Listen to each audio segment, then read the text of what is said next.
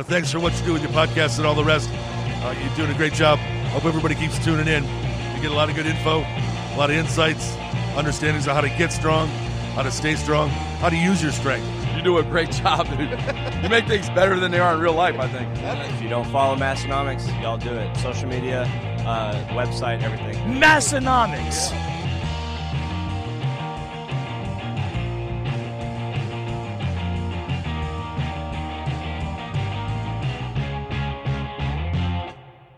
What's up, everyone? Episode 522 of the Massenomics podcast, as we also like to call it, episode 22 of season 2.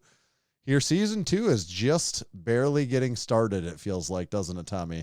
Just feels like the first time.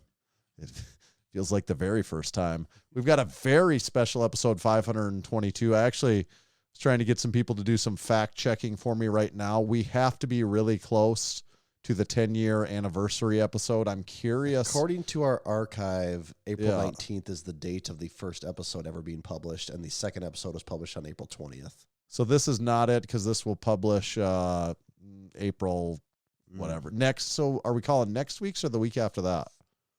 That's a good question. Probably the we'll week decide after that. Probably. Okay. Because, I think next week's a little too early. I think it'd have to be the week So after. 524 is going to be our 10-year anniversary episode. I think so, yeah. Okay. Well, we did, even though this isn't the 10-year anniversary, we've got something special planned this episode, a big special guest coming on later this episode for episode 522. I guess if you didn't figure it out by now, my name's Tanner. And my name is Tommy. And I guess if you didn't figure this out by now, this episode is sponsored by Barefoot Shoes. You can check out their full line of barefoot footwear at barefoot.store on the internet. And if you're summer ready like they are, even though we're going through our 70th false spring of the season, you can still hop on the Bear Flops. They have a wide variety of wide, natural shape that allows your feet to move freely, and they're made with materials in America. Shop Bear Flops is one of their newer products. And with anything that you purchase from Barefoot, whether it's, the Ursus or the, what's the naming convention again? What's not the Ursus, but I guess I'm thinking Ursus 1.0. Yeah. Is that Ursus really 1.0, 2.0? Yeah. What's the slip-on? Also. Okay, Ursus. Yeah, I'm thinking Ursus 1.0. Check out the Ursus 1.0. That's where I'm going to direct you right now. And I'm also going to direct you to discount code Massenomics because it'll save you 10% on anything at Barefoot. This episode is also brought to you by The Strength Co. The Strength Co. are American-made Olympic iron plates. They're our favorite plates, and they're our favorite plates for a good reason.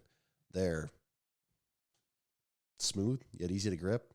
They're black. They're E-coated. They're made to last a lifetime and look great in your gym. Massenomics has like 30 pairs of these things, maybe more. I got like 5 or 6 pairs of these things. They look awesome. Once you see them in person, you'll think, how did I never have these things in my life? They really are that piece that will just take your gym to the next level. Highly recommend a set of Strength Co plates. And if you want to get some for yourself, head on over to thestrength.co and check them out today. Thank you, Strength Co. Okay. I'm going to do some pinning here, seeing all these people in our live chat. If you're a supporting member of the Massenomics podcast, you can listen along live. You can also check out our pre-show. It's unfiltered, it's uncut, it's unrecorded. It's the greasiest show in all of podcasting. We just wrapped that up. Number one rule about the pre-show is what happens in the pre-show stays in the pre-show. The pre-show is real. Some people suspect that at times the pre-show is made up. The pre-show is actually real, even though we're recording this on April Fool's. The pre-show is 100% real. There's live listeners right now that can vouch for it. But seriously, what happens in the pre-show stays in the pre-show. We talk about all the stuff that's not safe for the real airwaves. Mm-hmm. Some might even say unfiltered and uncut even is how they describe it. It's raw. Yeah. It's raw. I mean, me being a completely straight guy, I'll say this. It is raw in there. The pre-show is raw. And coming from a guy that's 100% straight, you know that means something. Take from that what you will. You can use your imagination there. There may have been a lot of Mario Lopez memes in the pre-show this week. There was a lot of them. And quite a few of them made me laugh out loud, quite loud, actually. People were bringing the heat. Yeah, so once you become a supporting member, you can check out the pre-show and have fun with us in there. We talk about the big guest we've got coming on this episode. We've also got a whole bunch of other topics we're going to cover. Is there any like direct Mario Lopez follow-up off the bat, or it's not Mario Lopez as the guest this week as a spoiler? I really did enjoy all the Mario Lopez memes this week. They were making me laugh a lot. The first one that I saw, and also one of my favorites, was the Dazed and Confused one, where I keep getting older, but he stays the same age. It's Mario Lopez. That just is exactly what Tanner said. Like, it's so funny. And yeah, there's just been a treasure trove of those ever since. Yes. My wife asked me, she doesn't often ask me what the Massenomics memes are about, and she often doesn't know, but she did have to be like, what are these ones about? This guy here. I'm like, you wouldn't get it, honey. Let's just say I'm 100% straight. Yeah. Do you know what it's like to be a straight man and know who Mario Lopez is? Well, I feel like you understand this, but let me start by telling you I'm completely straight. Put a few disclaimers out there first. Feel like you should understand this as well as anyone, but let me still say it. I need to verbalize this. I'm straight. Okay. That's enough Mario for now. I mean, there's really never enough Mario, if I'm being honest, but I suppose we'll table Mario for now. Okay.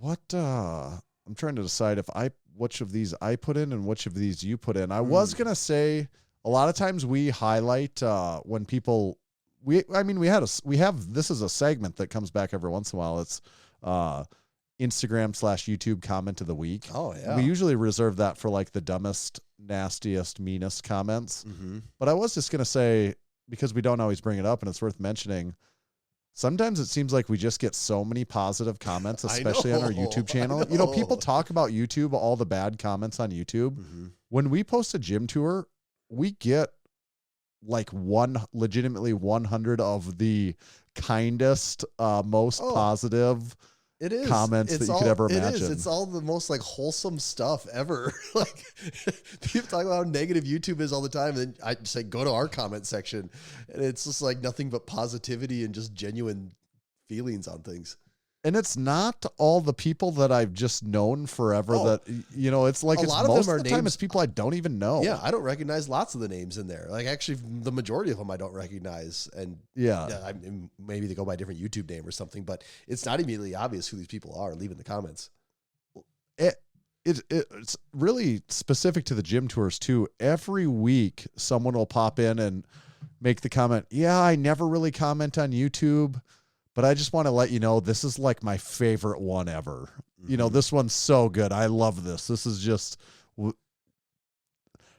I need to cut a bunch of the comments and post them as comments on our gym tours. It's great advertising for our gym tours, honestly, because of just the positivity and like the thoughtful, and it's not, a lot of times it's like a full-on paragraph of, you know, just how much they love it and what it means to them and that sort of thing. So it is cool to see that. I think that's why YouTube limits the gym tour videos to 10,000 views, because they need something more polarizing in the feed for people to argue with. So like, oh, nope, this is too wholesome. Throttle it down.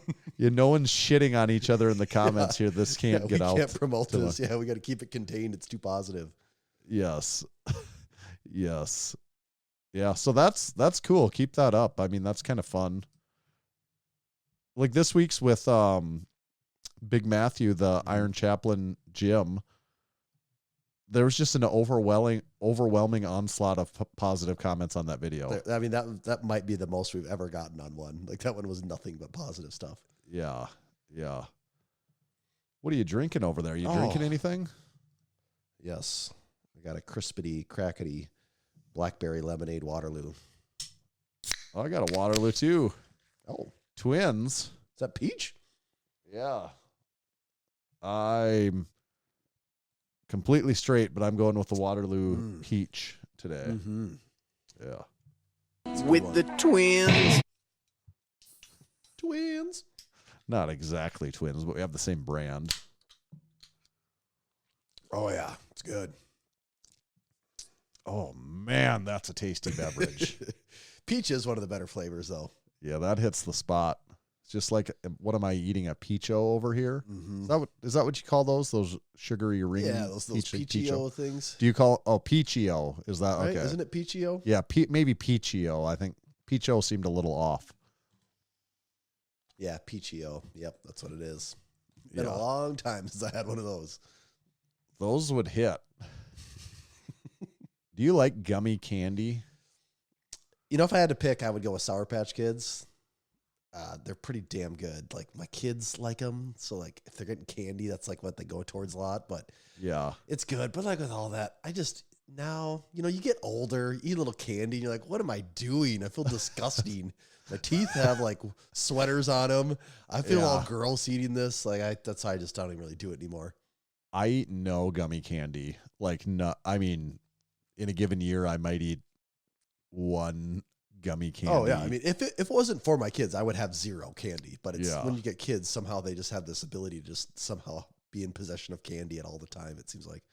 Swedish fish people like. Do you like Swedish fish? I don't remember those when I was a kid. I feel like that's more. I kind of remember them. I Okay. feel like they're not quite just doing the candy thing right. You know, they gotta just crank it up a little more. They're a little, There's also like a blue. yeah, there's blue fish ones one. too. Yeah, I'm not sure if Yeah, I've so- had those. Yeah, Sour Patch Kids, obviously a favorite. Dots are terrible. Yeah. Dots are those Peachios are legit though. I could, if I was still into that, I could hammer a bag of those. Oh yeah. Flavor Sit town. down. They're just absolutely covered in sugar too. Oh, Like yeah, it just you can the literally inside the see it. bag. There's just like 100 grams of just loose sugar in there. The good stuff. Yeah, that good. Okay. Ooh, we got a few updates here. What's the home gym con update? Let's give us the breakdown. Home Gym Con. Okay. Here's the biggest update. Do we need a little Home Gym Con update music? Do we have it? Yeah, let me try this. Ladies and gentlemen, Massenomics is in the house! That's what they're going to be saying at Home Gym Con this year. Gino's going to be there announcing our booth all weekend. Yeah. Everyone that walks by, he's going to scream. We're going to get a PA system that just faces directly into the aisle. At every single person that walks by, he's going to scream Massenomics is in the house. People are going to love us. Now, so what did we do? We got our flights and hotels booked, so it's official now. The money's very been official. paid.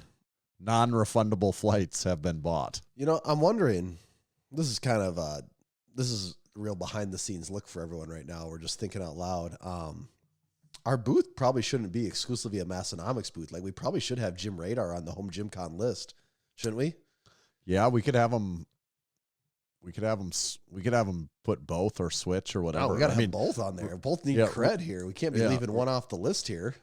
Well, and realistically, if nobody's figured it out yet, like Gym Radar is going to be a big part of our booth at Home Gym Con. Mm-hmm. If nobody has pieced that, if none of you Sherlock Holmeses out there have connected the dots on that. Reconstructed the crime scene here. Yeah, we got to get Gym Radar on there. Get the credit it deserves. True. Well, Jake's probably listening to this, so Jake, Jake, could get you, on that.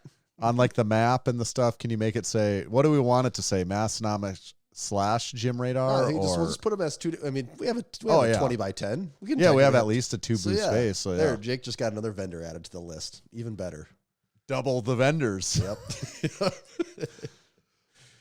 Now we can officially say Gym Radar is a vendor at Home Gym Con. Yes. I like it. Yeah. And then next year we can be the title sponsor. It's the next logical step. First a 10-foot booth, next title sponsor. We grew exponentially. Okay, so did I say I guess part of the news is that we have actually booked some. We figured out the day we have to get there and the day that we get to come home. We actually took those steps to figure out. We still don't really know how we're going to do all of that stuff. Well, on in an the airplane timeline. is how we're going to do it. But outside of that, we don't know anything else. Maybe the rest of it will basically take care of itself. They usually do, kind of, like. Yeah, hopefully it just kind of takes care of itself. And the other big news, now this is big news. All supporting members are going to want to be listening, hit record, jot this down. Pause for dramatic effect while everyone waits for this big Home Gym Con update news that applies to all supporting members. Is that enough of a pause? That was a very dramatic pause. Okay, it was a moment of silence. You ever be at things where there's a moment of silence and it's just like, I wonder how long it's going to be. Oh, I was at an event recently that did it, and it's like, wow, that was a surprisingly short, surprisingly brief moment of silence, which is probably the better way to do it. You never want to think, is this ever going to end?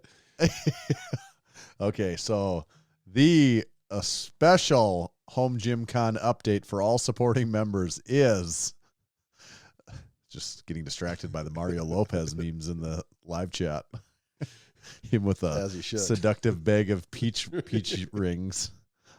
That bag doesn't look like peach rings though. You know what that looks like? That looks like what's that? Well, chocolate hard candy that starts with an R. Werther's? No, it's no.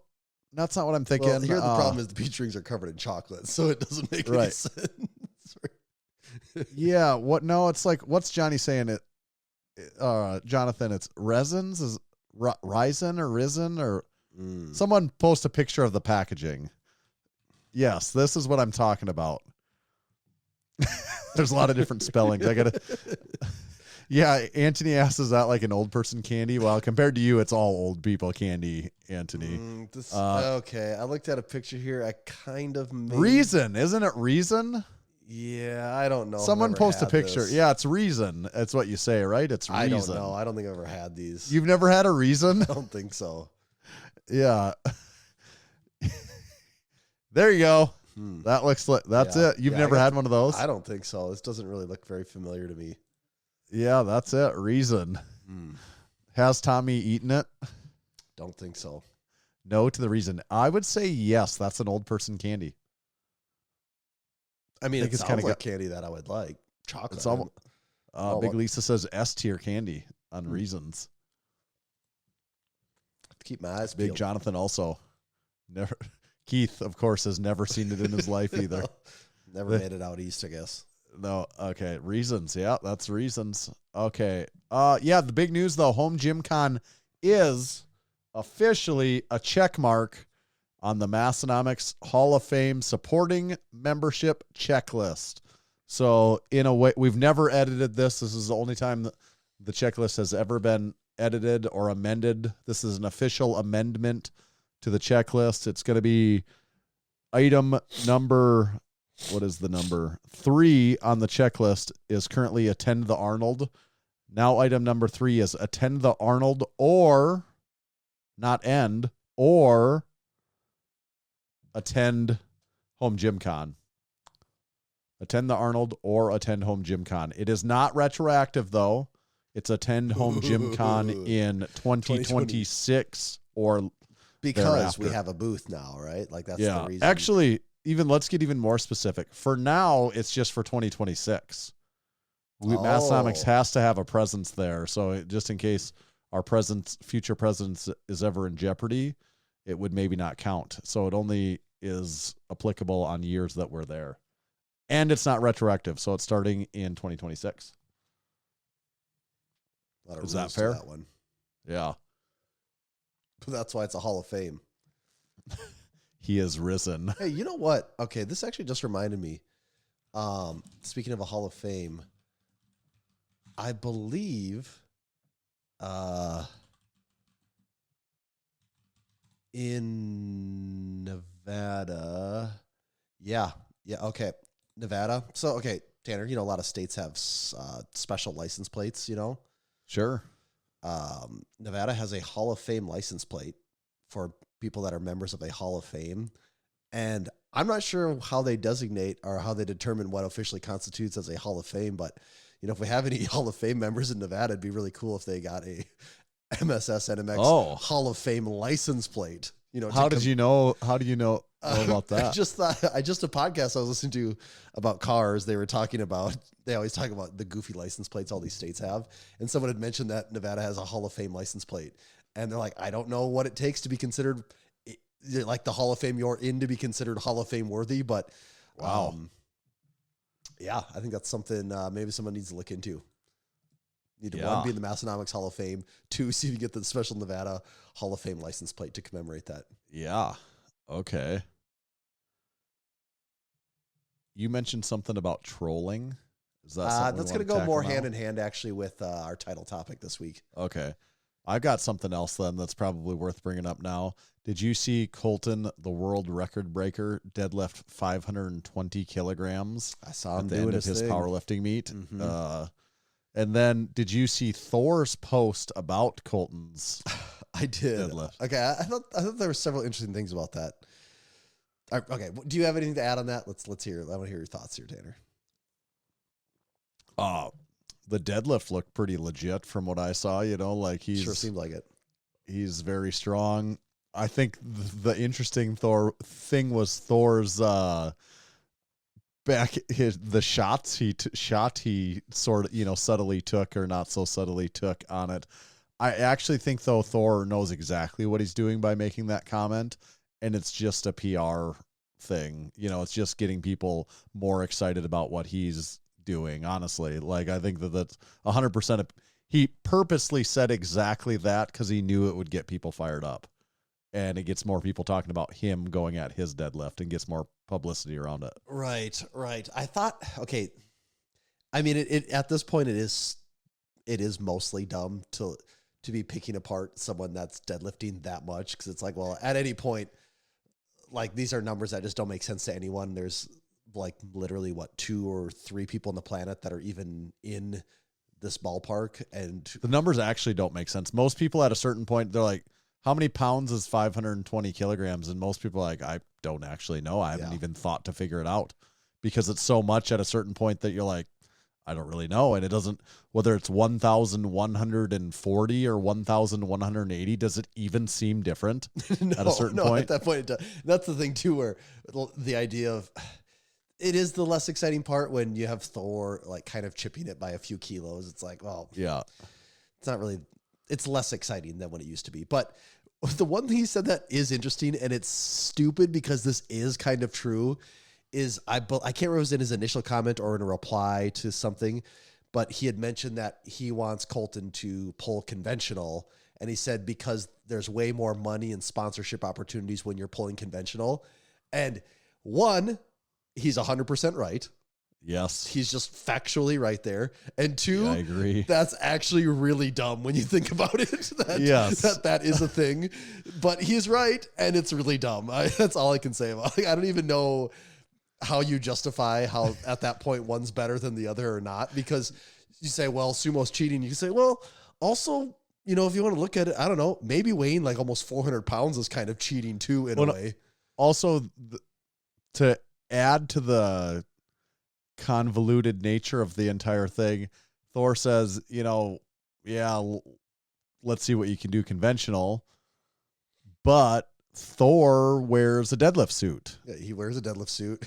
And Colton didn't wear a deadlift suit. So it's also, that's like another thing to complicate it of what and also is. Colton did his after he did a powerlifting meet too, which is also like, so that's where at this point, hey, they're both the best in the world at what they're doing there. Yeah. But boy, the point that the record is getting set at now it's in a very specific set of rules that has to fit this very specific criteria for it to count and for people to be excited about it and for people to put money on it. But then if you just go do it sumo after a powerlifting meet, it's not as cool.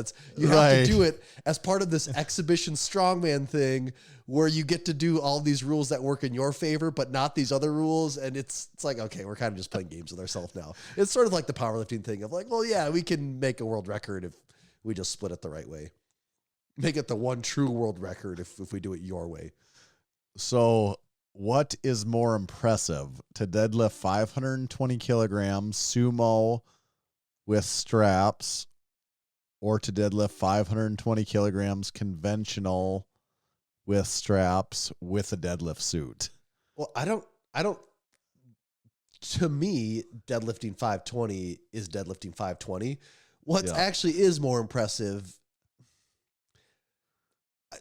Okay, I don't want to say one's better than the other. They're both just outstanding, right? But the thing that people are really overlooking is like Colton weighs what, 275 or something like that. That's kind of crazy when you're talking like a guy weighing 275 doing this after a meet versus a guy that's doing everything to peak for that one perfect moment while also weighing like 400 pounds. If you line the two guys up and said, hey, what guy deadlifts 520? And people don't know, they're going to pick Thor every time. And then when you go, no, this guy does too, they're going to go, what? And that's going to make people's head explode. And then you say, no, but it's sumo. And they're like, oh, screw that guy. It sucks. Like, no one's going to, the normal person wouldn't care there. Yeah. But then Thor is still right that he's like, yep, but I'm the one that gets to make all the money off of it. It is. I know and I don't know if that's just the marketing gimmick of strongman that's convinced people that's, because I don't know why it's any less impressive. I think part of it is literally that it's Thor. I think like so. if it was somebody else, if it was JF Carone or like Rhino Heinla or whoever, right? Right. Then it's people are checked out. It's Thor. Some people care, of course, still, but a lot less. A lot. I don't think people want to admit that either, but a lot less do because it's literally because it is Thor specifically, like exactly him. Mm-hmm. Where if you pick somebody else down the roster, it's like, oh yeah, strongman care, like people that are really into lifting care, but it doesn't transcend anything. Yeah, I know. I 100% agree. He's like, and Thor's smart where he's riding the success of his brand and, building, like Eddie checked out a little earlier on that stuff, obviously. Brian was around for a really long time, but Thor has managed to keep this going quite a while. And I think you're right. If it was some other guy doing it, it'd still be exciting, but I don't think there'd be the sponsorship money behind it the way it is when he does it. I think it's safe to say there wouldn't be as much. I think that's 100% true. Yes, there would not be as much if you just pick. It works out great in everyone's interest that it's Thor, honestly. Oh, I know it does, yeah. It works out great for Mitch Hooper that he gets to be the other guy going against. It's like, that's it. Honestly, the whole thing, this Thor making that post is great for Colton. For Colton. That's great. That probably got eyes on him from just a whole bunch of people that hadn't previously. Yeah, to tell him how bad he sucks for not doing it right.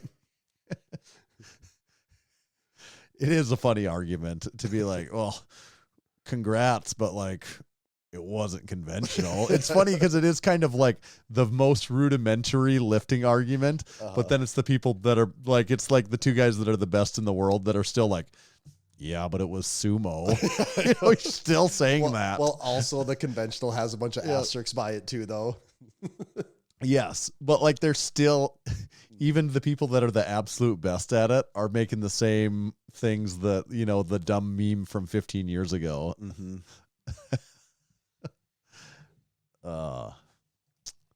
Also, I'll be curious to see if Thor pulls 520. If he can't do it, that's even more interesting then. Okay. Do we want to hop into supporting our supporting members this week? Let's do it. Okay. Supporting our supporting members is a relatively new segment. It's just, I think, the 22nd time that we've done this segment here in season 2 of the show. I want to mention there's a few different things that you get to be a part of by becoming a supporting member. This segment is one of them. We talked about the pre-show. We talked about listening live. One of the biggest things, though, that's coming up soon, this is the most time-sensitive matter when it comes to being a supporting member, is we have a crew mailer. This is something we're mailing out to literally everyone that's a supporting member at the time of this mailing.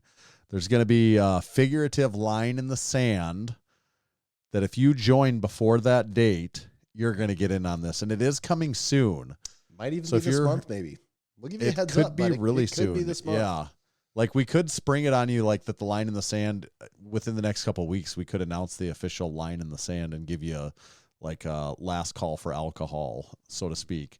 So the safest bet so you don't forget, is to get signed up right now, because this one, if you're not familiar with our supporting member things we send out, we've done maybe 5-6 of those in the past, and everyone's been different. I believe in my eyes, they've all been pretty fun. Some of them kind of funny. Some of them pretty iconic for the Massenomic culture. So I think this is no exception to those rules. I think it's going to fit in real nice. This one is 100% unique in comparison to anything we've done before. And I just think everyone's going to get a kick out of it. So you'd be kicking yourself in the rear end if you don't get signed up before that. Also, you can make it on supporting our supporting members like Big Chris D, Big Mike M, and Big Ed P. All competed together at the strongman competition. Ed got second, Chris got third. I think they went head-to-head there. Nice. Big Lisa got first place at the Empire State Strongman Classic in the 275 class. Big Jackton Ginger was at Big Coach Cam's gym. There, Coach Cam was holding a meet there, the King of the Hill meet, and they lifted together. I think I saw they are both lifting some big numbers. Big Rob is hosting, speaking of Home Gym Con, the Home Gym Con Grip Strength Championship, and that registration is currently open. And who knows, maybe we'll even see a few Massenomics themed elements of that grip competition. Anything's possible at Home Gym Con. Big Love Lady hit a family PR with the birth of their second child, the first girl in the family. Big Kim from all the way in Alaska hit a career bowling high of 287. Tommy, what do you think of that 287? That's a good ass game right there. And that's coming from one bowling guy to another. That was Big Kim, you said? Yeah. Oh. Of barbell rescue. I didn't know I was in the presence of greatness earlier. Yeah. Rethinking my whole life here. That's awesome though. So to get a 287, does you not getting a strike have to come really late in the game? Yeah, that'd be like missing probably your second. It's probably ending with like a spare versus 2 strikes. Yeah, but pretty late in the game. Yeah, though, I mean, too. yeah, Like he probably had he was getting heated there, I would say. Like he was pushing towards that 300. Yeah, either that or he did miss the last one. You know, he missed a few pins in the last. I forget, something like that. Yeah. Big Joe D and Big Goat Bacon had a crew meetup. They did some big squats together, it sounded like. Big Ald Greg had a new sibling PR with a new brother-in-law that he welcomed to the family. So I would say a new brother-in-law, that would mean Big Ald Greg, let him know congrats on the funeral. Yes. And Big Nate was this week's guest, kind of guest, on Unpaid and Underrated. He was also the guest on the Massenomics podcast last week. So go give Nate a listen on Unpaid and Underrated. Really making the podcast circuit, isn't he? Yeah. Popping up all over the place. So that is our supporting members segment. But really what I want to tell you, get freaking signed up to become a supporting member. Now's the time. If you don't do it, you will. If you've been around for a while, you know what you'll be if you don't get signed up. I don't even feel like I have to get that vulgar this time and tell you what you'll be if you don't get signed up. But there's a vulgar phrase about horses that you're going to be. And their rear end.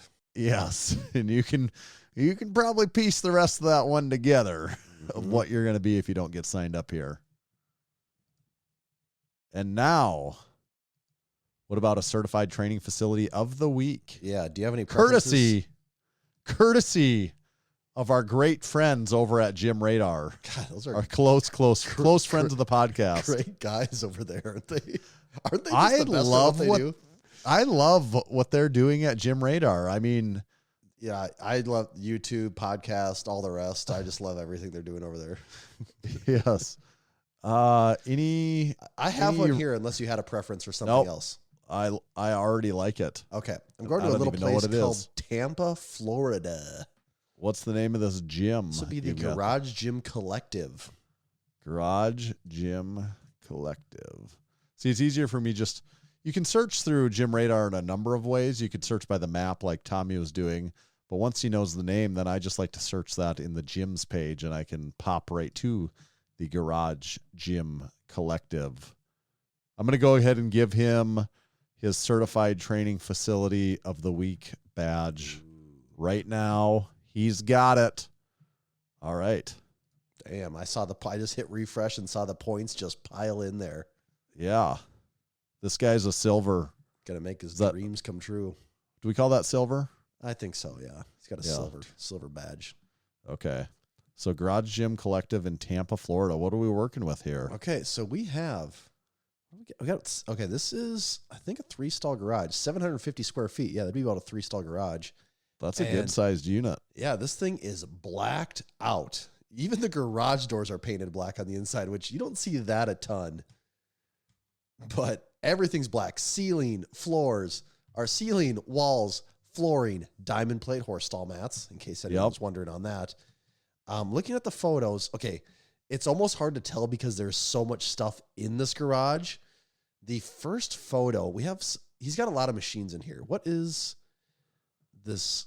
Some of these I can't. He's got a plate-loaded hip thrust glute drive machine from Temple of Gains. He's got the Temple of Gains pendulum squat in there too. Is that what you're? Well, the first photo is just even hard to tell. We're gonna jump to the second photo. We got the pupper. Gotta have a gym dog. That's great. What is that? Some sort of golden retriever or something? Sure seems like it. And it's sitting by some rep-ins there, so that's nice. Yep. Photo 3, we got a different angle. What's this leg press he has here, Tanner? Oh, that old thing? That is the leg press hack squat from Titan Fitness. Okay. Actually. Wow, I don't know if we've ever ran across one of those, have we? Or is that something different? Like he does that look like that's what? Yeah, that must be what that is. Yeah, I don't think we've ever seen that before. No, I don't think so either. God, okay. So all right. What do we have for the rack here? That is a PR5000. PR5000 from Rep Fitness. Yeah, so on the rack, and he's got he's got another one here, Echo Strength. He's got multiple racks. That's what's throwing me off here. Okay. He's got 2 racks. This Echo Strength is that what it is? It's got the full functional trainer built in it. I'm not really familiar with that brand. I just started seeing it pop up in Gym Radar. Had you really heard of that one before? Yeah, it's the half rack functional trainer with Smith machine on the Echo Strength. No, I don't know about that. So we got that one in there. You got the wall control back there, all types of attachments. Got a fan in the corner because it gots to have the fan when you're living in Florida. I'm looking at photo number. Okay. Here's why I was confused on that leg press. He's got 2 different leg presses also. Oh, is that what it is? Okay. He has the Titan Fit, because there's 2 in that picture actually. He has the Titan Fitness leg press hack squat machine. He also has the Echo Strength commercial 35-degree leg press. Okay. So we got a garage gym with 2 leg presses in it then. He's got a friggin' pit shark in there. Really? Yeah. Man, I'm not seeing that. Oh, yeah. Okay, I see it in the photo now. Yeah. All right. A pit shark. This guy is not messing around. He takes leg day seriously. Yeah. Also, he's got a Ryobi saw, too. I don't know if you see that thing. Oh, yeah. Oh, I spotted it. What do we got? Is that a RitFit bench? Yes, that's the RitFit Gator 1,600-pound adjustable bench. It's got like that, almost like that third adjustment, like that head pad that can fold down, like some of these have now. You know. And then does it have the spots where you can put your arms on for doing curls? Yeah, you can. Yes. Let me just name some of the machines he has in this home gym. You do that; it's easier than trying to. He has the Echo Strength hip adduction and hip abduction machine, the Echo Strength leg press that we talked about, the Titan Fitness leg press hack squat that we talked about. He's got the Titan Fitness lat tower, the selectorized standalone lat tower. He's got Fettle Fitness chest and rear delt fly machine. So, that's the type of machine that several companies make that you can do both of those with. The Pit Shark that we talked about, the Temple of Gains pendulum squat, the Temple of Gains loaded hip thrust glute drive machine. He's also got a Paramount seated leg curl. So that's a likely used piece of high-end commercial equipment.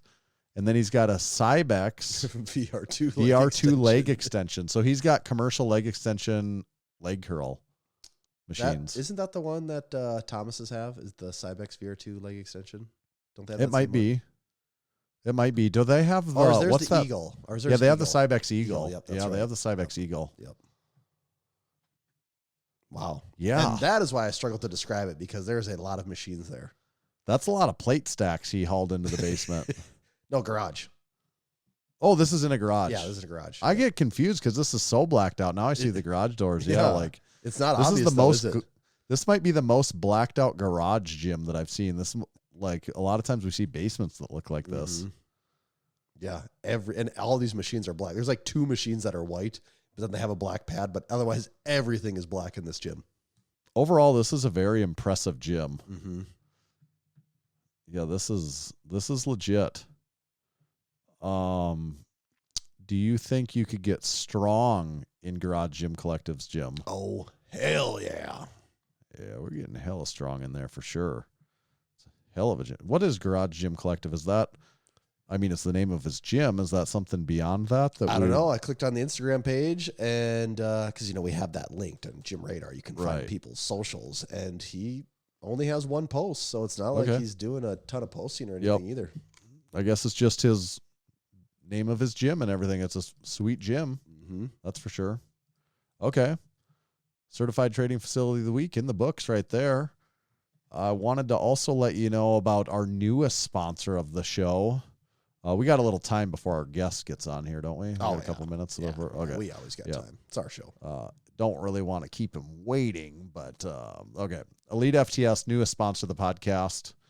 This just in, our newest sponsor. Check them out. They've got an Easter sale going on right now. You can save 40% off of their bands, some of their bands. You can save 40% off of, 20% off of their apparel, a whole bunch of stuff. And actually, if you use discount code MASS10, you can stack that with those other sales. So I think on bands, you could actually get those 50% off with discount code MASS10 potentially. Test me out and see if that's accurate or not. EliteFTS, thank you, Dave Tate and company. MASS10. Oh, crap. Do I got to get all these people out of here? Yeah.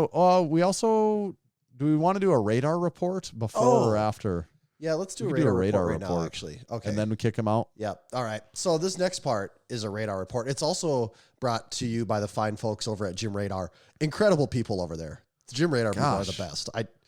Maybe we just need to talk about how great the Gym Radar people are for a little bit. I feel like I'm just really starting to appreciate these people over at Gym Radar. Everything they do, they're the real deal over there. It feels like it, doesn't it? Yeah, I don't think enough people know about them. We got to get the word out on them more. Yeah. Wow, just Gym Radar, that's impressive. This week's radar report. There's some new features to the website, and I think this will really, for those people that are deep in the home gym nerd layers of this, there's some really valuable data here. And what we did is we made the ownership of pieces much more transparent as far as the ownership counts, who has what, how many times it's existing. And so the way we've done this is a few ways. Now, when you go to the equipment page, right up at the top, it used to just be broken out into categories: racks, machines, benches, etc. Now on the very top, there is the most owned by equipment type list sitting right there and waiting. So you can see the first category is racks. You can see we're tracking. It now has this information right there. We're tracking 392 racks. When you go to machines, we're tracking 904 machines. Benches, 255, So each category has the number of products we're tracking in it. And for example, if I click on racks, okay, what are the most owned racks? I click that button. It automatically applies the filter to you. It shows you the page and it gives you the stats on how we're getting there. So these will update in real time as it happens. But as of right now, most owned racks, it is analyzing 600 plus gyms out of the database. We have 12,000 plus equipment reviews that it's looking at. And in this category, there are 392 racks that are tracked. And this list then provides you with the top 12. Why is it 12? Well, because that's how our grid is set up. And it makes it a nice, even grid to show you the top 12. We work by multiples of 4s a lot. That's how we do it here, people. That's how it goes. Yep. And it's a little secret sauce. So you can see in this case, the number one rack is the Rep Fitness PR 5000. It is owned by 68 gyms on the website. It has 22 ratings for an average rating of 4.93. The number 2 most owned gym is the PR 4000 rack. And you can go through the list and see. And as you would expect, it's dominated by Rep, Rogue, Titan, Bells of Steel. That's actually all of the names in the top 12 is those 4 brands. And on that page, you can scroll down. You can see gyms that contain the equipment from that list. And then you can see the brands that are most populated by the most owned racks. And so that's really cool to look through there and see that. And I think people, if you're into home gym stuff at all, what people are buying, what people are doing, definitely check those lists out. But if you scroll past those lists and even look at like the rack category, or sorry, let's go down even more, like to the bench category. You can look at any bench and it will tell you right on the bench card, the little product card. It's going to tell you at any product how many gyms that product exists in. So if you just search for any random ass product on the website and you think, does anyone own this thing? Well, now it just tells you right there. You don't have to go digging through the deeper pages to find that. And what's really interesting, actually, like here, the Rep Nighthawk. So when I click on that, you can actually open up any product tab, and we've added some stat lines to the top of the product. So right underneath the product name, there's a few bubbles there. One is it will now tell you how many gyms it's owned by. This one is owned in 75 gyms. It will tell you its ranking on the website. The Nighthawk is actually the number one most owned bench on the website. So it has that tag on it there. It'll tell you the total number of views, the average rating. So just giving you more data there, which is really cool. And then that also carries over into the brand pages, where if you really start digging into the website, and like in this case, if I click on the Rep Fitness brand and go there, it will give you some Rep Fitness data. And in this case for Rep, it will tell you Rep is used in 506 gyms on the website, which is a lot of gyms. Like Rep stuff is being used. Rep as a brand has 948 total pieces that have been reviewed. Their average rating is 4.5, and they have 265 products being tracked on the website. And then when you scroll down through that page, the brand page, you can see the most owned Rep pieces. Tanner, what's the most popular piece by Rep according to Gym Radar? Rep by Pepin. The Rep by Pepin. Adjustable 103 gyms have the Rep-ins. I mean, that kind of feels like the hype is real seeing that right there, doesn't it? Yeah. The thing I like tracking is on the most owned, we got a real tight race for the number one spot. This flip-flops occasionally for the most owned weight plate. Currently, the Strength Co. is edging out the Cap China-made by 1 2-inch Olympic. The Strength Co. 93 gyms have Strength Co. plates. 92 gyms have Cap barbell Olympic plates. And they do go back and forth though, don't they? Yes, they have gone back and forth a few times. So Strength Co., if you own Strength Co. plates and you're not on Gym Radar yet, get on Gym Radar to help Strength Co. maintain the number one spot. So get your gym on Gym Radar, and then we still have a lot of people getting on Gym Radar that haven't, filled out any of their equipment in their gym. So once you get on Gym Radar, fill in some of the the most I'm saying like popular, or just like fill out your nuts and bolts of your gym. What do you got for a rack? What do you got for plates? What do you got for a bar? What do you got for a bench? At least add that stuff to your basics, gym. Yeah, it gives us an idea what you're working with there. Those 4 or 5 most basic things. Get that stuff added at least. But if you're into this stuff at all, though, I mean, it is addicting to get in here and actually look at how these things are being broken down and what's going on. And I think this is just a really cool thing that gives people a little more insight and data into what's actually going on in the home gym community. At least this subsection of the home gym community. Yep. Horse stall mats in 223 gyms right now. It's also kind of crazy. The one other new feature that I guess we've never talked about specifically is now when you go to the gyms page, you can see that you've always been able to sort this and filter this by a whole bunch of different ways, but now something that you can do specifically if you go to advanced filters, you can now sort this by state or province or country any first, of that stuff. Yeah. In the case of United States, you can select United States and then select your then state.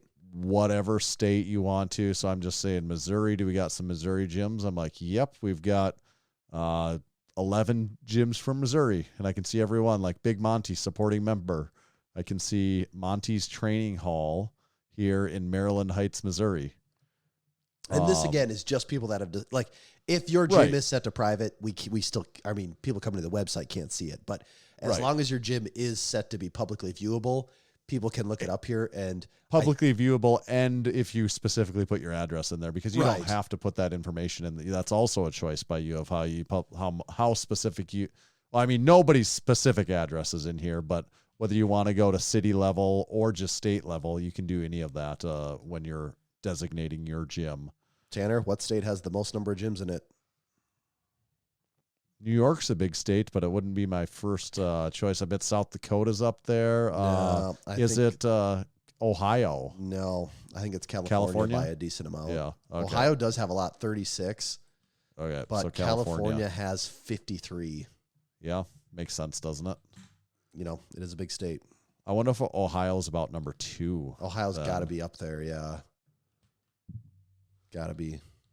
Well, we've toured a lot of gyms in both those states, so it kind of checks out, doesn't it? Mm-hmm. All right. That's a pretty good, it gives people a pretty good idea of some of the new features that are over there on Gym Radar. I'm just thinking if there's anything else new. Those are the big things that we had been working on, and Nate has been helping us with as of late.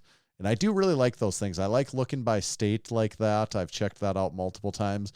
I really like the equipment most owned stuff, and just the additional facts that are listed more readily on the site anywhere you're viewing equipment. It makes the equipment viewing a lot more useful, I think. It gives you like a guide for anything now on any pieces of equipment. You get like a feel for it immediately. Yeah, I think it also legitimizes some of this stuff, because when people tell you, oh, the rep-ins are really awesome, you know, you might hear that from a few people, but then when you go on here and you see, oh, actually, it's not only is it the number one selling dumbbell according to Gym Radar, it's also Rep's most popular product, and like that adds a lot of legitimacy to that. Not that they need it, but just it's a really cool way to see what, like we say this all the time, but what are people actually buying? And it's right here. It's right out in the open.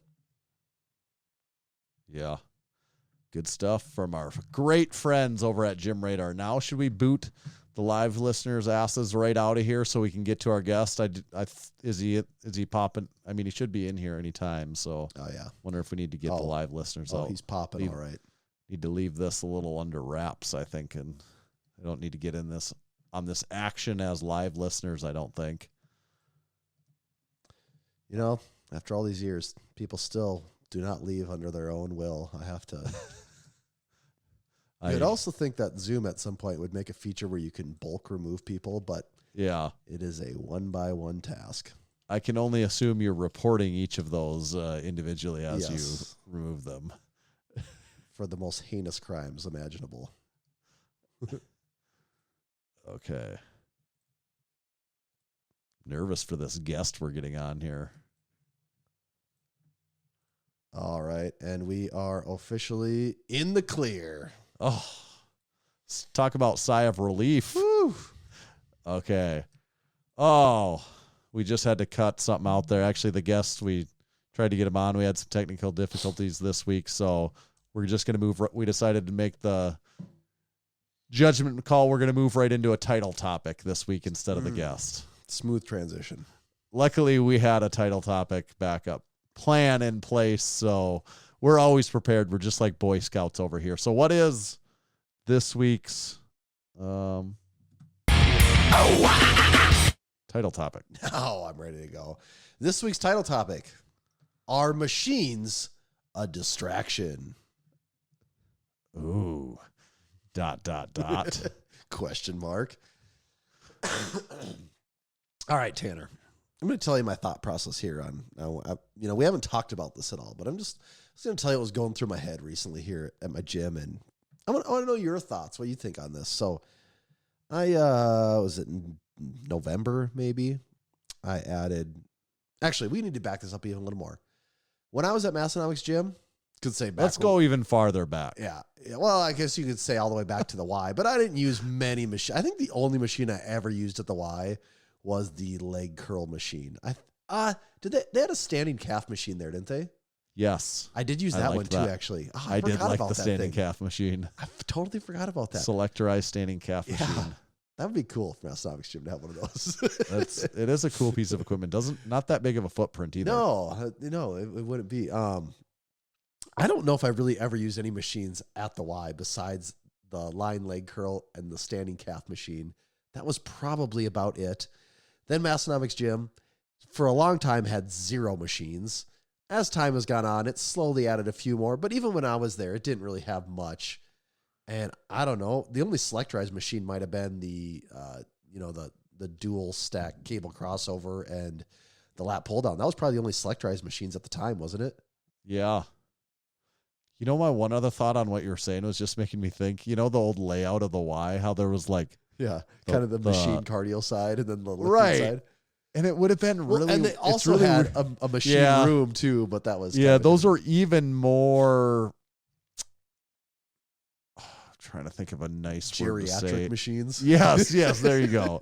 They were even more. I never used anything in there, but if you told me to describe, it'd be like a room full of machines that were selectorized and went to 50 pounds is what it felt like. That room was. But that other side, it almost, I can't really imagine my workout having it because it would have been such a buzzkill to go to the cardio half to go to a machine in the middle of a workout to be like, okay, I finished squatting. Now let me go over here and do this machine. But I don't think they had very many though, did they? Yeah, those are all like the maroon pad ones that are over there. There's like 2, actually the outside rows are cardio. Yeah. Then there's 2 inside rows of just selectorized Really? machines. See, I can't There's picture probably that. I can picture the 25 layout, of but them. I can't picture what the machines look yeah, like. no, there's now. probably 25 of them, Really? and they each had a number because like people would go get a program printed out from that kiosk there, and each one has a number, and it tells you like go to C2 and do 4 sets of 10. 4 sets of bullshit before moving on to the next. Yeah, but it would have been such a buzzkill of a workout to like just go bring over the there. intensity over there. Yeah, that's what I'm thinking. Yeah, That is true. Yes. I don't know if that'll tie in with what we're talking about, but that's just the first thing I'm thinking about. Actually, there. it kind of does lead into it a little bit, but Yeah. All right. So then at Massenomics Gym, there was never much for machines. I guess actually there was the leg extension, leg curl machine was in there too, but it was also, those are from a different time, you could say, when iron was iron and Well, it used to be machines would clang and they'd bang. exactly. And they weren't smooth, but you were moving weight. And so I've never been a huge machine guy. I've never used them much. And then you look at November-ish of this year, I believe, was when I added in the GMWD leg extension, leg curl. The LE08 2.0 was added to my gym. And actually, it's a really good machine. We have a review out there on it. Several people on Gym Radar have it. I think pretty much everyone has really positive things to say about it. And I have enjoyed using it. And since I've had it, I basically use it twice a week. One day I use it for leg extensions. Another day during the week, I use it for leg curls. And I've loved having leg curls again in the routine because that's a really hard movement to mimic in a home gym. And leg extensions, I've never really been a leg extension guy, but I thought, hey, this is the time I'm going to get into it and give it a real go. And now it's been, close to 6 months-ish since I've had this thing. And the other day I was using it and I'm walking away and I'm just thinking, I'm not sure if this is actually making me stronger at the end of the day. and at the same time, I'm like, it's kind of just another thing to have to dick around with. And I'm saying this as a guy that likes the machine. But then that got me thinking, I'm like, at a certain point, aren't all machines kind of just a distraction? Actually, I think machines at best should be thought of more like a specialty barbell. It's something that helps you work around an injury or a limitation you might have. Yeah. And if strength is your primary goal, I almost think machines are not that helpful at doing that. And I have several reasons for thinking this, but some people will say, well, strength isn't my primary goal. Fitness is. I'm like, well, also you can do a lot of fitness things that don't involve machines. Or some people might say, well, hypertrophy is. And bodybuilders use them. I'm like, well, they're also kind of playing a different game than you do, is what I've learned as time goes on here too. But the thing with machines is I can hit it. I can hit, like with leg extensions, I can get a deep, very targeted burn in my quads. But I just, at the end of the day, feel like, well, it's so targeted and so specific. I don't really feel like it's actually making me stronger. I don't know. Maybe it's giving my quad in one very tiny portion of it some more hypertrophy, but I don't think it's making me stronger. The other thing with machines is you use them enough, you can kind of figure out how to get good at the machine. Yeah. And you could say you can figure out how to get good at a barbell movement too. And there is, like, all movements have a level of efficiency to them. But when you get good at a barbell movement, you just start getting heavier and heavier. And with machines, there kind of is a limit to, like, I don't know. I don't want to put 6 plates on a leg extension. Like, that just starts to feel sketchy to me at a certain point. Or like you start looking lower rep ranges and, like, okay, then you really got to load up machines when you're going on a lower range of reps there. Yep. And I don't know. This was just going through my mind the other day. I got done with my leg extensions and I thought, you know what? I think if I did 6 months of split squats instead of the leg extensions, I'm like 95% sure I would be actually better off in the long run doing 6 months of split squats than I would be doing 6 months of leg extensions. Yeah, and you're using split squats as an example. You could also say lunges or step ups with things the bar, that most people would be like, yeah, that actually sucks more, and that's why I don't do them. And that's why I do leg. I mean, I'll be totally honest with you. Why do I like to do leg extensions? Because after I'm done squatting and I'm pretty burnt out for the day, pretty easy to sit there. You know what sounds really bad is having to do split squats or something. You know what sounds easy? Throwing a couple plates on the machine, getting to sit down on that thing and straighten my legs. Yep, I got a little burn right there. Yeah, there we go. But then in the back of your mind, you're like, yeah, I did take the easy. This machine was taking the easy way out on it. Like that's the talk I've had with myself more recently. What are your thoughts on this, Tanner? When you put the topic in, you already hit the nail on the head as far as what I considered that. What I was thinking in my head, the biggest caveat to me is if your goal is strength, like a power lifter, or like if not even necessarily a power lifter, if your goal is to get stronger, they're probably mostly like I could say you could say distraction as like a negative, or it could just be more of like it's just like a distraction from the primary goal. It's like a little side quest over here. I'm playing with this machine. Maybe it's helping me. Maybe it's not hurting me. Maybe it's not helping me as much as it should be. Right. But it's kind of like a little side quest over here. That's yes. Like I don't mean it as a complete negative, but yes, I would agree it is. And I actually had that same exact thought in my head because then I'm like, well, what if your goal is, you're like more like a bodybuilder, you want to use machine. I thought this. We hadn't talked about this once. I had the exact same thought. You're like, no, I'm more, I see Jay Cutler. He was using machines or whoever, I'd C-bum, like use someone relevant to people. More modern, you're just watching your not favorite 40, bodybuilder, Lee Priest and Dorian Yates, like all the young guys do. Let me pick Lee Haney, someone more someone more relatable. Lee Haney. Here we go.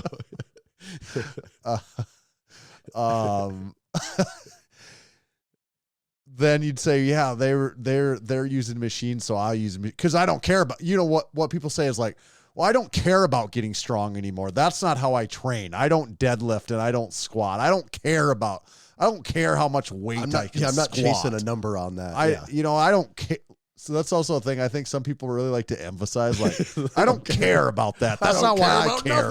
You care about that. I don't care about how much I can deadlift. I don't do deadlifts. I don't care if I can deadlift 4 plates or not because I don't care about that. You ever hear people talk like that sometimes? Which, I mean, okay, I get it. You don't care. That's good. Which is totally fair. Like, you don't need to be chasing numbers, but at the same time, it's like you wouldn't even be a little excited if you got stronger at that. Like, you wouldn't even be a little bit excited. But so what I came to on that too is to, the logic of, I train for hypertrophy and stuff like that. You know what's probably still better for hypertrophy for your average novice or intermediate trainer?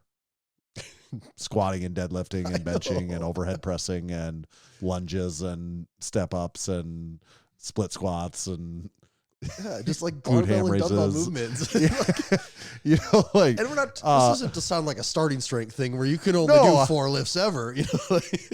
There again, I like all this stuff too. Yeah, I know. I'm just openly admitting I think it is kind of a little bit of a distraction. No, and that's what I'm. And sometimes they intentionally use it as that. Yes, and you can say, well, a distraction is something that can also keep training fun and interesting. And I also agree with you. But just to show you where my head, before I started to pump the brakes on myself, I start thinking, well, okay, it'd be really cool also to have in my gym a Rogue Rhino. Like everyone, that's a cool machine. And then I'm like, well, But what? So just to have another weight to do squat? Like, I don't have an issue with doing squats right now. Why do I need to come up with a slightly different alternative to squats when there's already 50 other versions I can do between, you know, the safety squat bar, split squats, high bar, low bar, pause squats, you know, holding dumbbells and doing, like, there's so many things you can do. And I'm like, do I need a piece of machinery that's taking up like 12 square feet to do this, or more actually? And I think a big thing it could come down to is what you said, though. If you're using it to train around something that you can't do, that's where a big use of a machine could come in. Yes, for sure. To finish my thought on the bodybuilder thing, because you said it and I'm like, yeah, that's exactly what I thought too. Let's not compare ourselves to those guys. They can do that for extreme hypertrophy because they're at the ultimate advanced level. They're dealing with the highest level of genetics, and they're artificially enhanced to the gills in most cases. Well, I think they've also moved a lot of weight in their day too. Like, yes, they didn't get there by just like riding the leg extensions too. You know, like like Evan, he just lifted heavy ass weights. I mean, I think he will tell you, like, probably to a fault, like, you know, probably more than he should have, but you know, he just hitting heavy weights for a really long time, and then, you know, you're dialing stuff in with machines as you go on. But machines are a distraction if your goal is to, like, let it be known as a fact. Yeah, because here is the other one though. So, you know, there's this, I like them though. I do, and I'm not knocking anyone for doing this. And if that's what keeps you going to the gym, I don't think there's anything, like, I don't knock on anyone's training style. Whatever it is that makes you in the gym be active, do stuff, is good. I'm just telling you objectively from what I've experienced, they will probably hinder you more than they're going to help you in a lot of times. The people I actually, in my analysis, thought they're best for, it's not the people, because most people are like in beginner or intermediate stages, if we're being honest. You know, like, that's the stage most people are in. So if you're wanting to get stronger, it's kind of a distraction a lot of times. There's some uses for it and stuff. If you're wanting hypertrophy, mostly probably still a distraction a lot of the time. The people that it's good for probably are the people that want to come to the gym, elevate their heart rate a little bit, and not do anything very hard though still. Like, they just want to elevate their heart rate a little bit. Right. You know, they want to do they literally are okay. They've, like, decided, I don't want to do anything too hard. I literally just want to come to the gym for 45 minutes, 4 days a week, and just, like, get slightly sweaty and tell myself I'm doing something and burn some calories. Yeah. And, but that's, you know, like, thing too. Well, like, once you commit to, like, machines are my thing, you're at the mercy of what's available to you too, you know? So if you have some shitty ass whatever, that's what you got to use. And, like, it's not like a barbell where it's like, no, you can just do the movement. Like, the biggest variable there is the quality of the knurling. Outside of that, you're doing the damn thing, you know?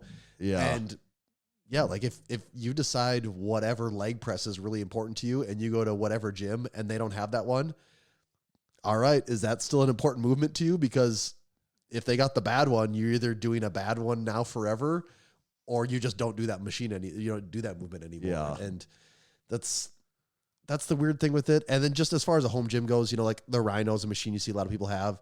And in a world with unlimited room and unlimited budget, would I have a Rhino? Absolutely. It's just cool. It's cool. But I can also see how the honeymoon phase would end quickly on that one. And the other one, I have a Rhino. I almost never use it. I know you don't. Yeah, I mean, your favorite thing with it is not really even squat stuff, you know? I don't even really like it at all. I'm being completely honest. I mean, you've made that pretty well known.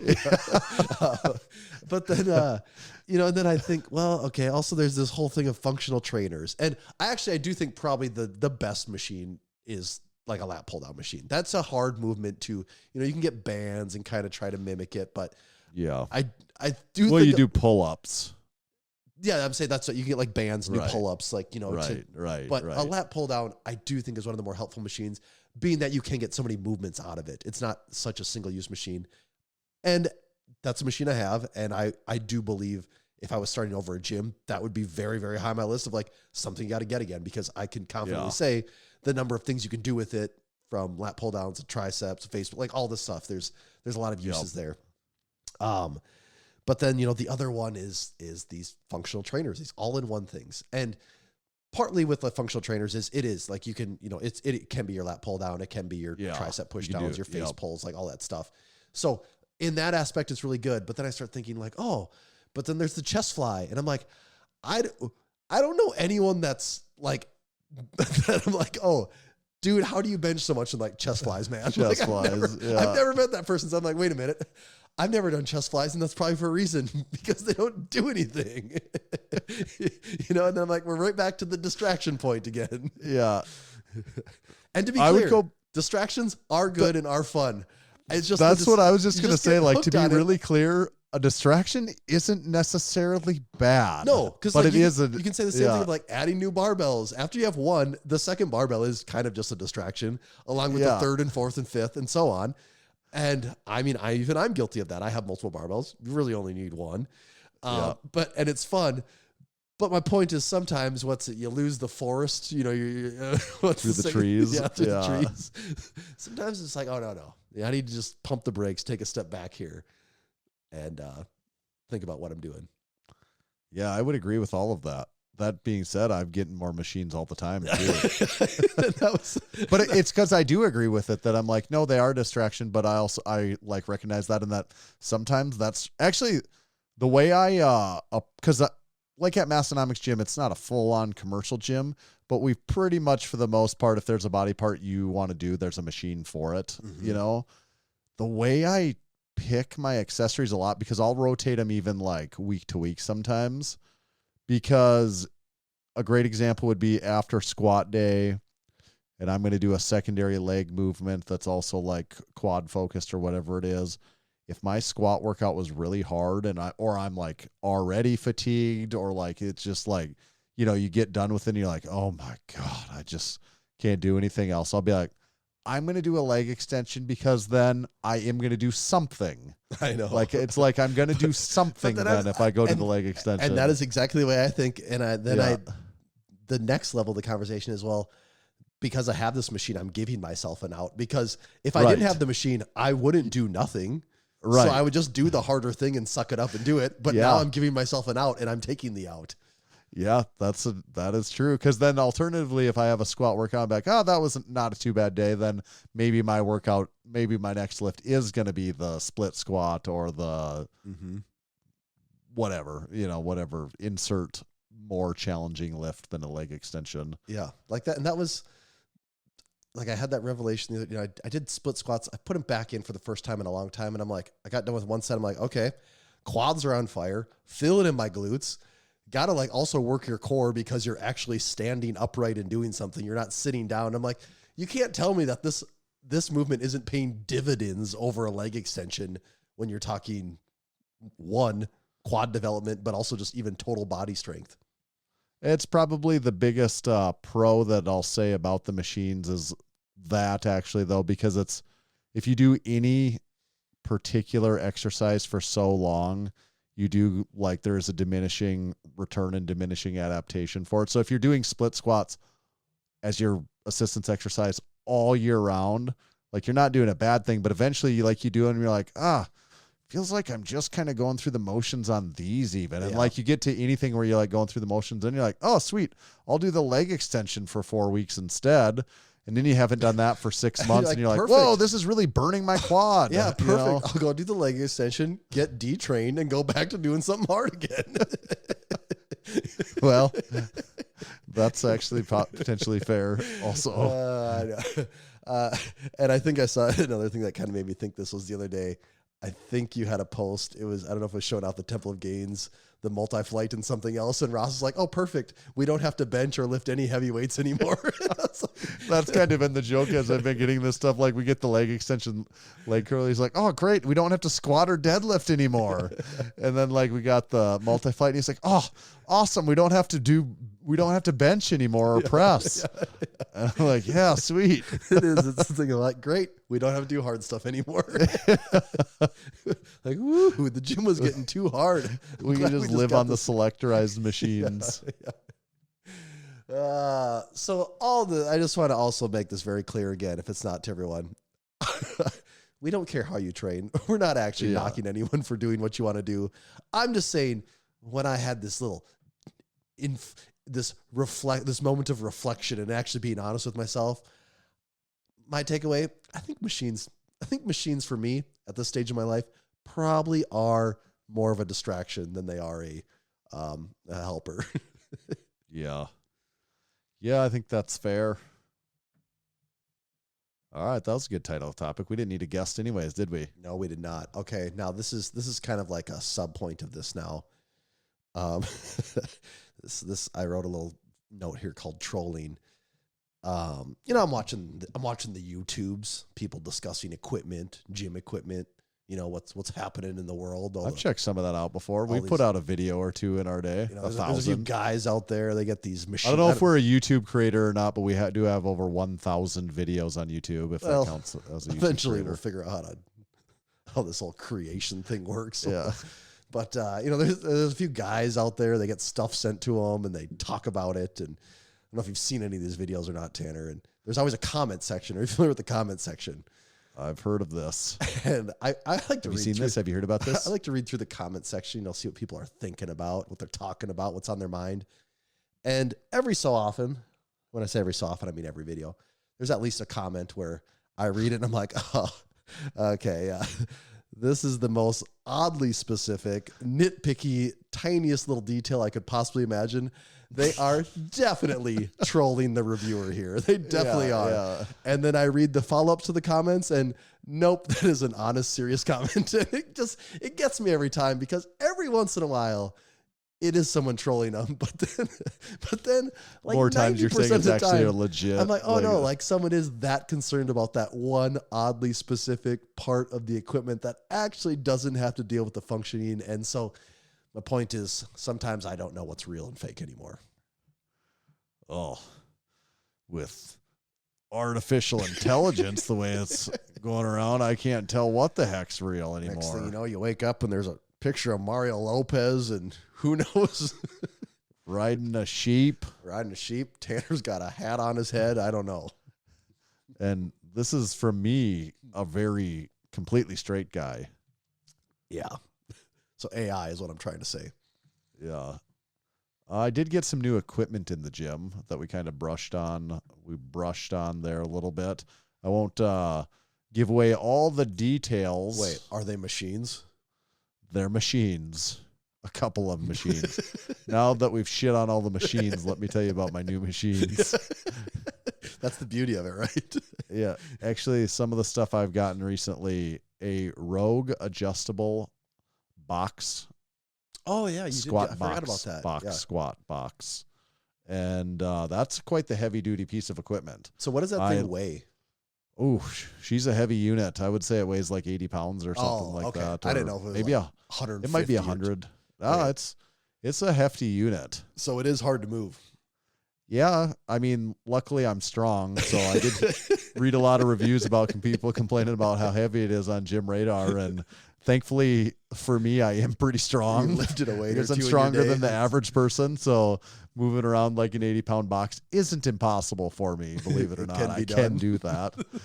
And I do probably want it to be pretty heavy duty because we have people squatting 600 or 700 pounds in the gym. I've seen some people box squat attempts in there, and the idea of a box not being heavy is actually more worrisome than So the heavy, the heft, I've been on the record multiple times making fun of people complaining about gym equipment being too heavy. Mm-hmm. This would be one of those scenarios where I'm like, I like my gym equipment to be heavy. There's something about that. Yeah.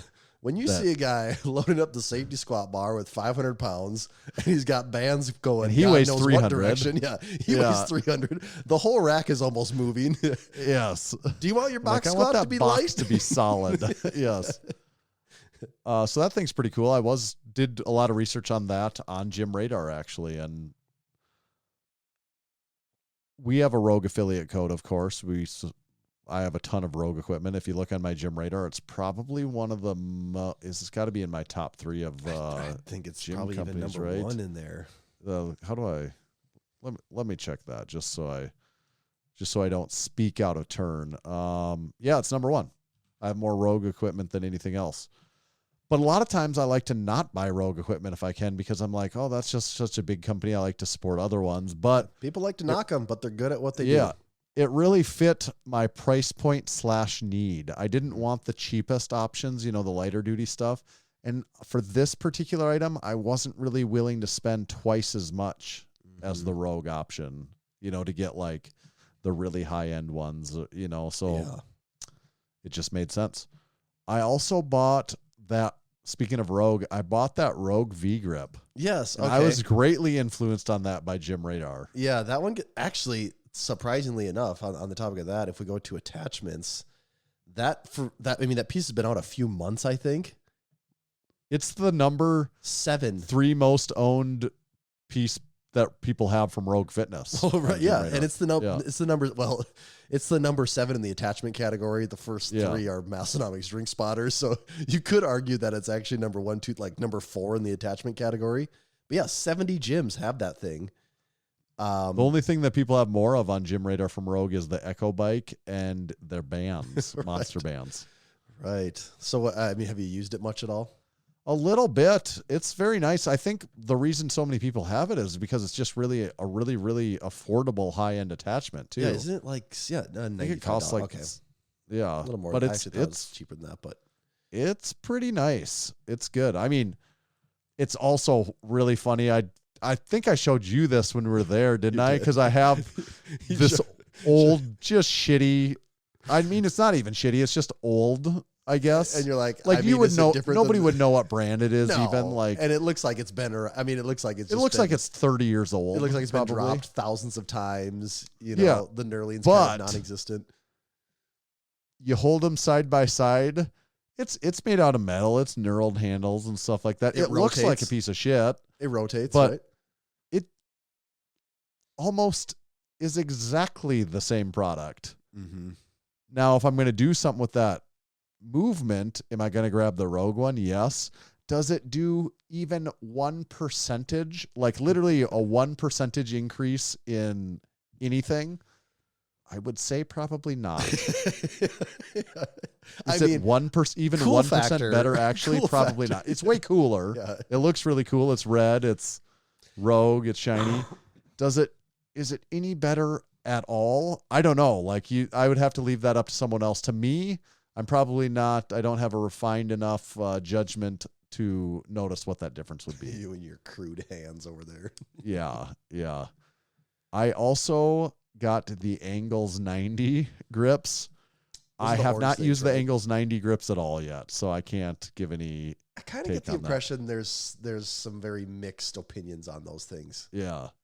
I just kind of want, because I just want to, I've been collecting amassing a bunch of different attachments for the gym that we don't already have, which brings me to, I also got a pair of Porter Eclipse grips handles that are also red. You know, they match the Rogue. And they do look really nice. And I've used those only once so far. Those, you didn't have any type of like single grip attachment in the gym before, I had though, did you? I have literally single grip, like actual grip tools.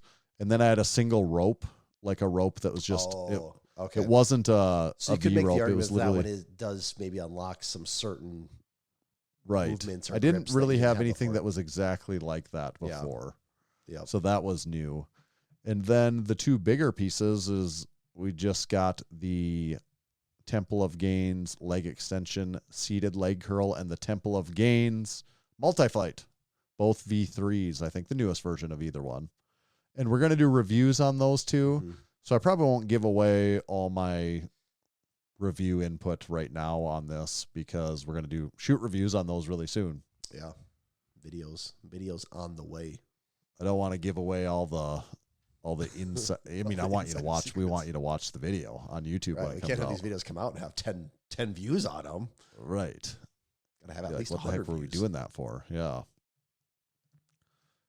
Oh, okay. We covered a lot of ground already in this episode, haven't we? We have. Anything else we want to get to specifically this week? I don't think so. We probably covered it all. Do you think we'll ever be able to podcast again, or did we cover everything in this episode? You know what? Now that you say that, we might have actually just covered all of it. All right. Thanks everyone for might be tuning done. in. This was the last episode of the Massenomics podcast. This was it. We're actually not going to make 10 years, are we? Damn it. We were so close. Yeah. I was worried this is what was going to happen.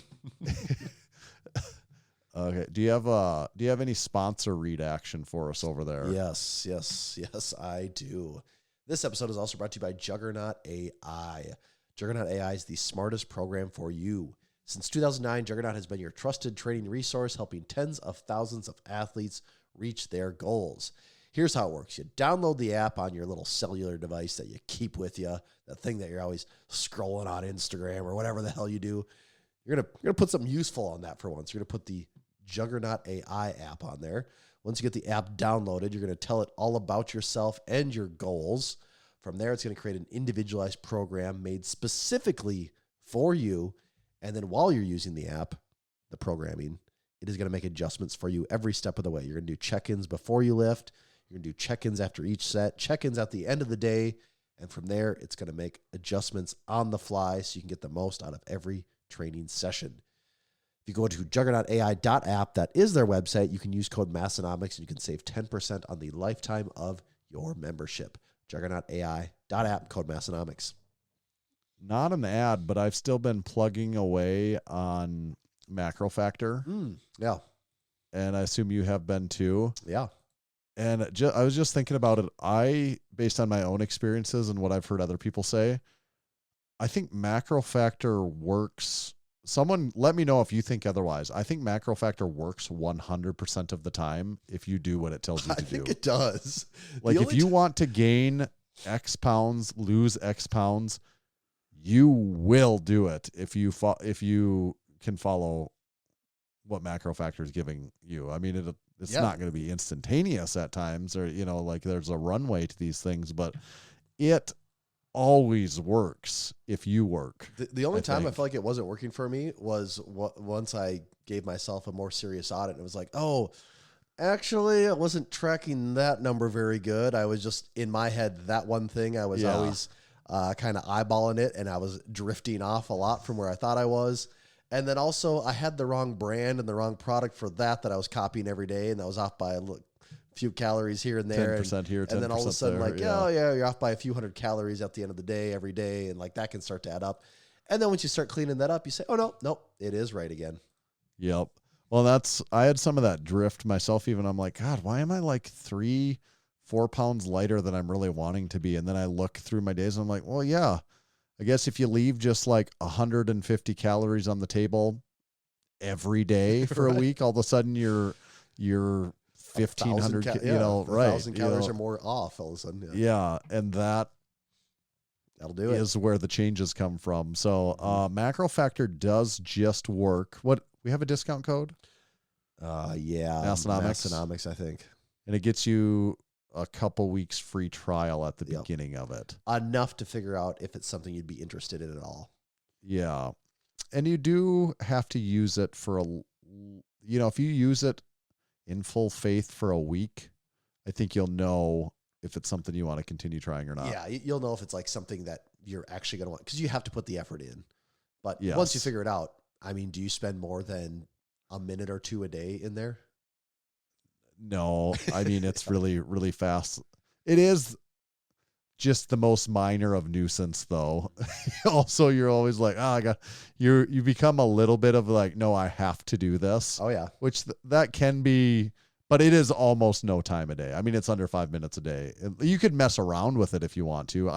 I really don't. Like, I'm not ever really checking anything interesting in there. I pretty much just use it as the most basic tool function of like, nope, I'm inputting what I'm eating and I'm going for the goal. Yep. And at the end of the day, I might spend like 1 minute, be like, where was I at? And, I'm like, do I need to eat one more thing? Here it is. Mm-hmm.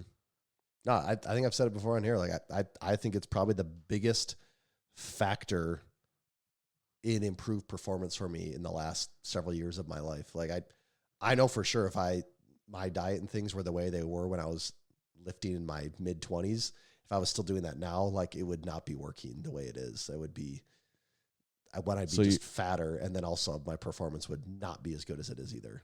So when you say it's the biggest factor, would you say it's the I would say it's macro a macro factor. factor? Yes. It's not a micro factor in this case. It is a macro It's a macro factor. Absolutely, it is.